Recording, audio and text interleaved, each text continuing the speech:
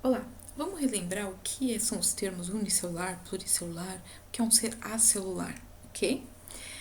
Unicelular é um organismo constituído de apenas uma célula.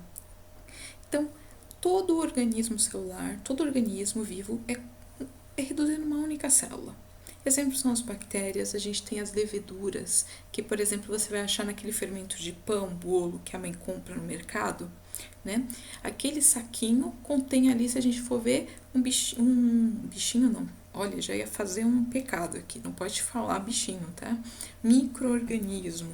O micro-organismo que é chamado de Saccharomyces cerevisiae, tá? Uma levedura, um fungo que é capaz ali de quebrar o açúcar que a gente põe ali na farinha, o açúcar do bolo, do pão, para gerar energia para o próprio organismo e libera gás carbônico que faz a massa crescer, no caso da pizza, do bolo, do pão, ok? Protozoários, alguns exemplos, a gente tem a ameba, por exemplo, tá? Que é um ser que não tem uma forminha celular muito clara, ele muda a sua forma, emitindo ali pseudópodes, né? Os falsos pés que dão nome para esse grupo de protozoários, para capturar seu próprio alimento, tá? A gente vai ter outros tipos de algas, como as euglenas, enfim, também aqui no grupo de algas de grupos unicelulares. E a gente tem também aqui um exemplo de um mastigóforo, né? Um outro protozoário, que em alguns casos a gente tem seres que provocam doença nesse grupo de chamado protozoários, que vocês vão explorar mais um pouco à frente. Então, para a gente é importante saber, ser unicelular, formado de apenas uma célula. Os exemplos, nós vamos ter bactérias, nós vamos ter dentro do reino dos fungos um grupo chamado de leveduras, que eu falei ali, o Saccharomyces cerevisiae, né, chamado de levedo de cerveja, mais fácil esse nome popular, né? Vários protozoários, entre eles os protozoários que causam a malária, né, a doença de Chagas, as amebas que podem causar ali a amebíase, tá?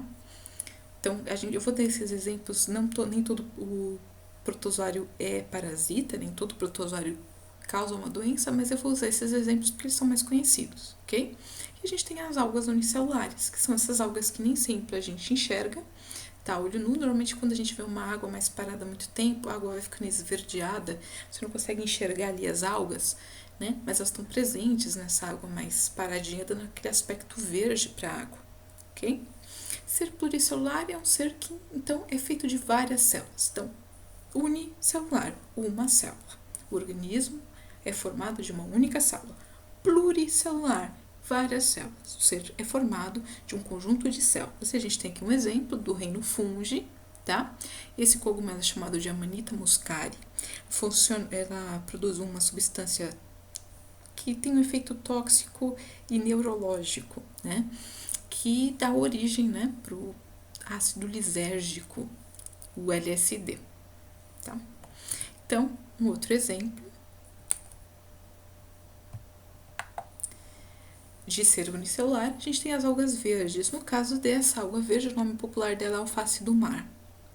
Ok? É muito como a gente vê quando você vai para a praia e a maré baixa, naquele costão rochoso, aquilo que você vê que você fala assim, ah, parece uma plantinha, tá?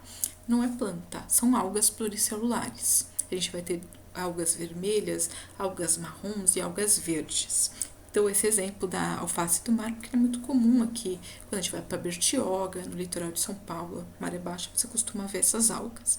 Não existe planta marinha, tá, gente? Por isso que eu posso afirmar que, com certeza, que quando a maré baixou e você está olhando aquelas coisas que parecem plantinhas, você está, na verdade, falando de algas que estão dentro de um outro reino de seres vivos, que são os protozoários, protistas. Tá? A gente tem dentro dos protistas dois grupos, os protozoários, que a gente viu alguns exemplos unicelulares, e a gente tem as algas nesse mesmo reino. Vocês vão saber a diferença de reinos depois, né? Porque a gente classifica nesses grupos diferentes. Por enquanto, vamos dar só o exemplo. A gente tem ser pluricelular, alguns fungos, né? A maior parte dos fungos, e a gente tem algas pluricelulares também. Essas mais fáceis, né, a gente conheceu, que é o exemplo de várias dessas plantinhas que normalmente o pessoal tem em casa, em apartamento, tá? Todas as plantas que a gente conhece são seres pluricelulares, as árvores, as plantas das quais vocês se alimentam de órgãos ali, né, de partes delas. todas as plantas que geram alimentos para consumo humano são todos seres pluricelulares. Você consegue enxergar o olho nu, gente? Tem mais célula ali, uma célula muito pequenininha, então ser unicelular, você não vai enxergar o olho nu, quer dizer, sem equipamento óptico, como microscópio, por exemplo. E a gente tem aqui um exemplo de um animal, todos os animais são pluricelulares, tá? Todas as plantas são pluricelulares, todos os animais são pluricelulares. Aqui eu dou o exemplo de um panda vermelho, né? É um animalzinho de extinção, bem raro. Mas aí você fala assim, eu só coloquei essa foto porque achei bonitinho o panda vermelho. Mas todos os animais que vierem à sua mente, o panda, o ornitorrinco, uma lhama, o cachorrinho, o gato, o elefante, todos são pluricelulares. E o que seria um ser acelular? Um ser que não é formado por uma célula propriamente dita. Quer dizer que esse aparelho celular, lembra que a gente falou que uma célula tem órgãozinhos dentro para fazer uma divisão de trabalho? Tá? Esses órgãozinhos não estão todos presentes. Então, essa célula não consegue, por exemplo, essa estrutura, que não é uma célula propriamente dito, não consegue se reproduzir fora de outra célula que ela vai parasitar. Um exemplo está bem famoso agora, são o vírus do Covid, que gera a Covid-19, né?